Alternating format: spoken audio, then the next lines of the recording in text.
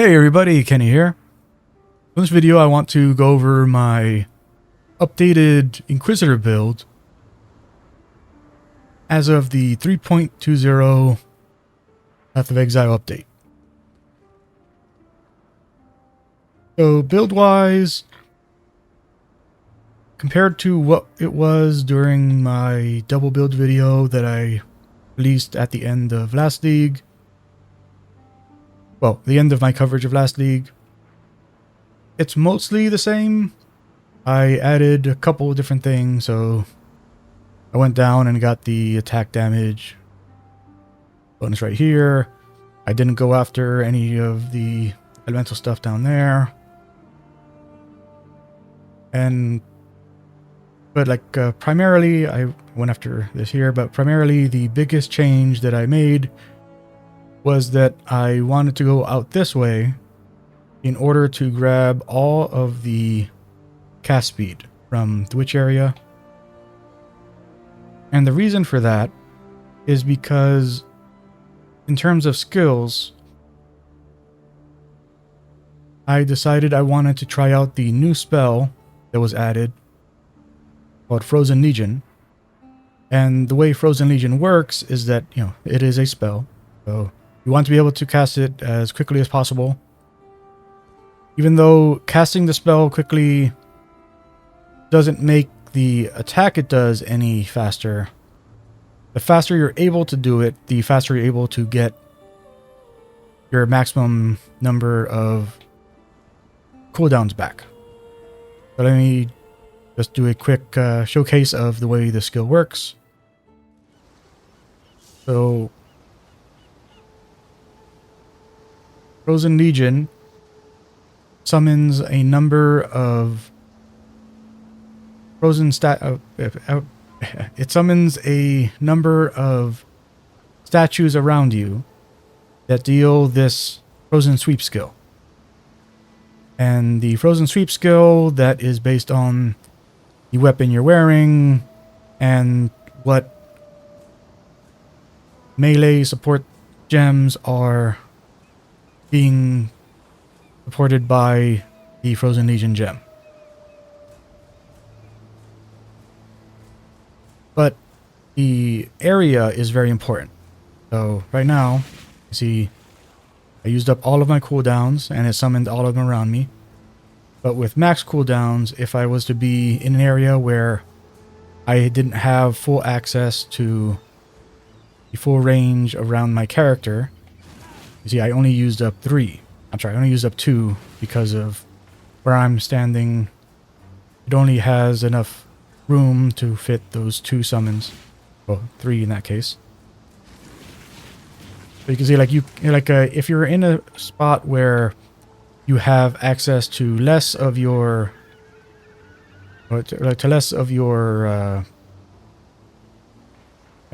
character radius, then you can actually use the skill more. But if you want to get the most out of each, then you want to have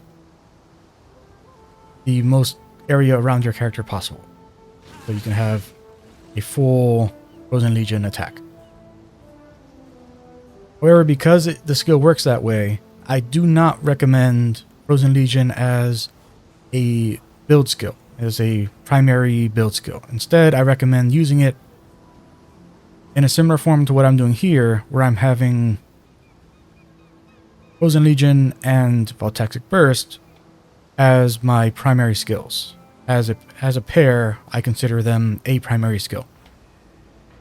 So with Voltaic Burst, this is a skill that you would not use as your primary skill because it has a very large charge time before those bursts happen. And even though it is a very high damage skill,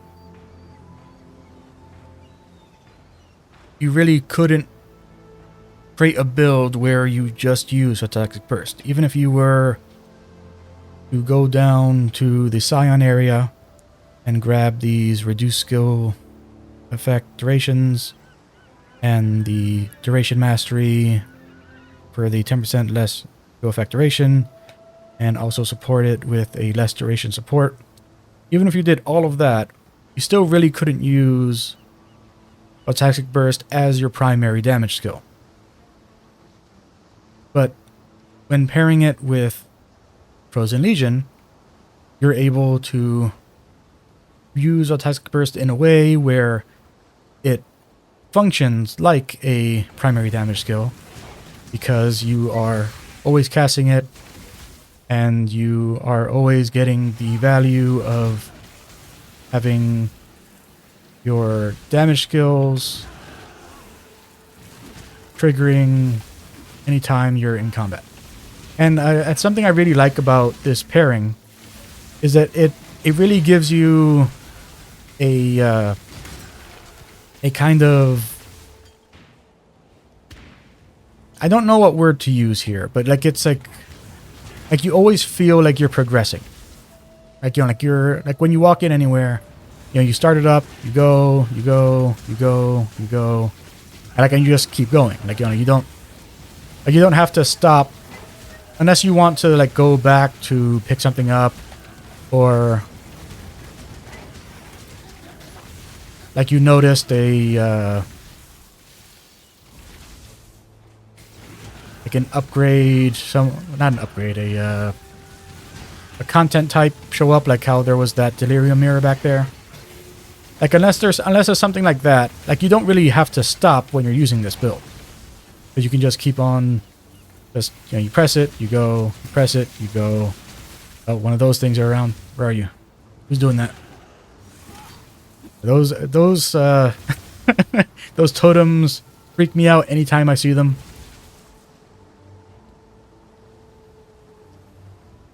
Who summoned that totem? Where are you?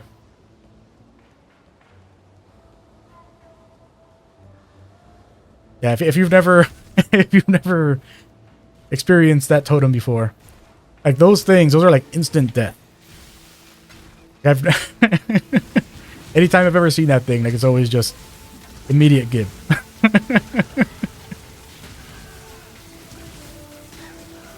Yeah, but like it feels great to use this. Like I said, you know, because you're always just like if it's like a boss, then like, you know, it's kind of,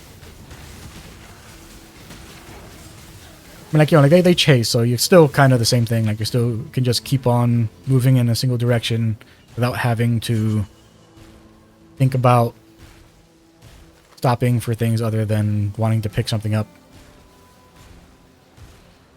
I guess we'll do this delirium just to. Hi there.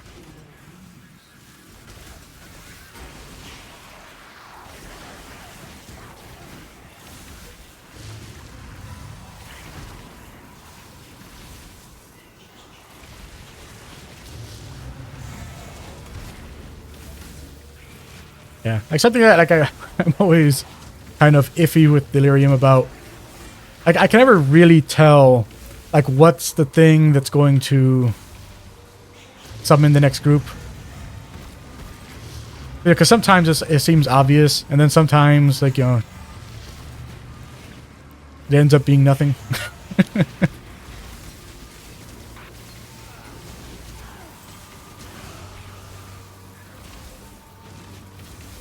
Yeah. Hey, cards. Cool. Yeah, so that's the build. It's, like I said, very cool. Like you could see that, you know, tons of potential there. You don't have to worry about supporting it with special stuff. Like, so the reason I have 7 is that I have this second winds on it, because I have this 5 link, but you don't need to have that. Like having just 6 is fine. Like, you know, like I put that there because I found this this 5 link with my occultist when I was recording. Well, when I was preparing her to do my build video for the updated occultist. I don't recall if I found this while I was recording or if it was just while I was doing my testing with all the gems. So if you saw, like if it was in the build video, then you would have saw that, you know, that this dropped Not not with the quality and the rarity and the craft on it, obviously, but a 5-link quarterstaff. Yeah, but it like you don't need to do a 5-link. You could do just Frozen Legion. I'm doing with Cold to Fire because I wanted to diversify. I think I mentioned that. Wanted to diversify the damage, and so by having Cold to Fire, you convert the 100% physical damage converted to cold. You convert half of that to fire, so you have more than one damage type. And then I put the Intensify and increased area effect on there, just so I don't have to worry. That's where you get the oomph of not having to stop, because like the area you're hitting is so large. And I know that if you're moving, then Intensify isn't as useful because the effect of Intensify kind of goes away if you're moving around. But like you're still getting the area of effect upgrade for it. So you're getting, so if I was to take that out, you wouldn't be getting as much area from that.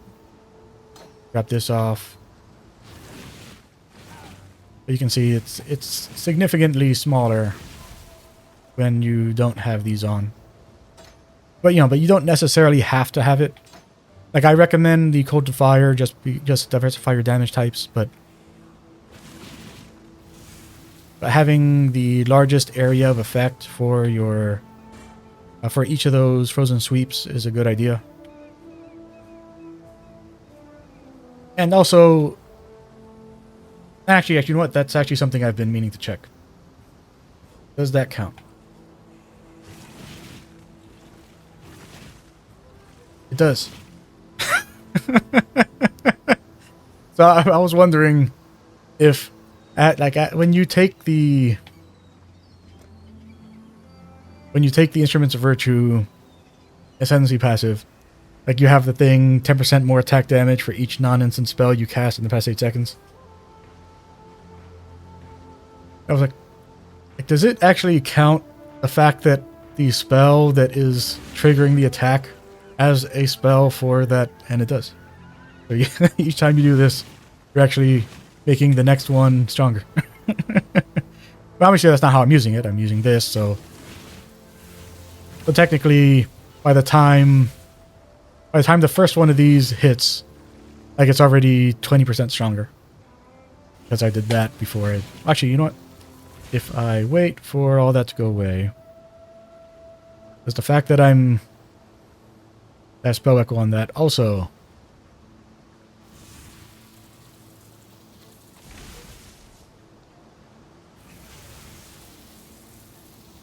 Okay, it doesn't. Like, you still have to... Actually, Actually, why is Spell Echo on here? That Spell Echo was the one that didn't. Oh no, it does support it. I was thinking that it needed to be supported by other one.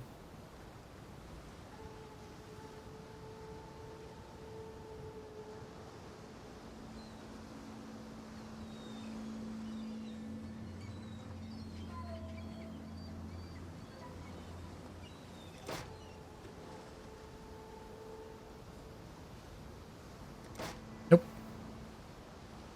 I don't even know what I did with that gem. Yeah, there's the other one that you save up the charges, kind of like this. I was thinking that a Taxi Burst had to be supported by that, not by Spell Echo. But I have Spell Echo on this, so I guess that's not the case. Oh, no. It can be supported by either. That's right. I remember now. Yeah, the reason that I'm remembering, I was remembering it weird, is because in my Elementalist build that I did last league, I had Voltaic Burst being supported by that other one.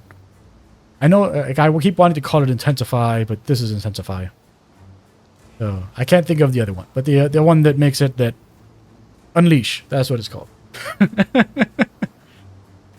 So like if you were to have this being supported by Unleash, then like I think that would actually make it that you would automatically have the max stacks of Frozen Sweep, or not Frozen, of the Instruments of Virtue, the 10% attack damage for each non-instant spell you've cast. Like I think that would actually automatically make it that your first Frozen Sweep would deal the full bonus damage. Yeah. That's the build. Gear-wise, nothing special. These are armor, energy shield, gloves, armor, energy shield, boots, armor, evasion, chest, strength, strength belt, resistance rings, stat amulet, energy shield, helmet, and then this 5-link here. Apologies if the train's coming through in the background. What can I do about that? And this I crafted to get as many damage types on it as I could.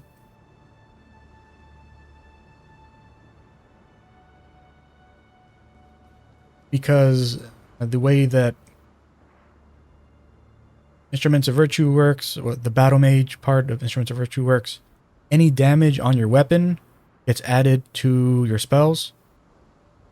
So if I were to remove this, you'll see that Text Burst does lightning.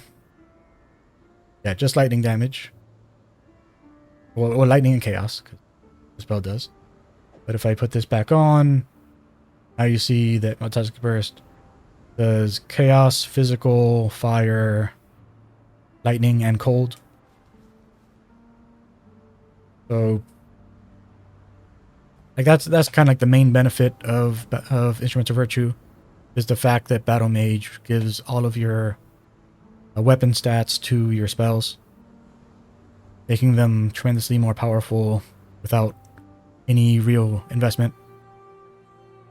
For my Lightning Warp, I actually have it being supported by faster casting and less duration, which lets you. And like, and you don't need to do this. This isn't part of the build. It's just I like that you can support that spell with those and do this. I like being able to do that. That's the only reason it's there. Again, because I don't really use Lightning Warp as a proper movement skill. Like for me, it's just if I see a group of like small enemies, sometimes I'll just start doing that, so that like like I'm just kind of like Dragon Ball Z teleporting between enemies. That's the only reason it's there.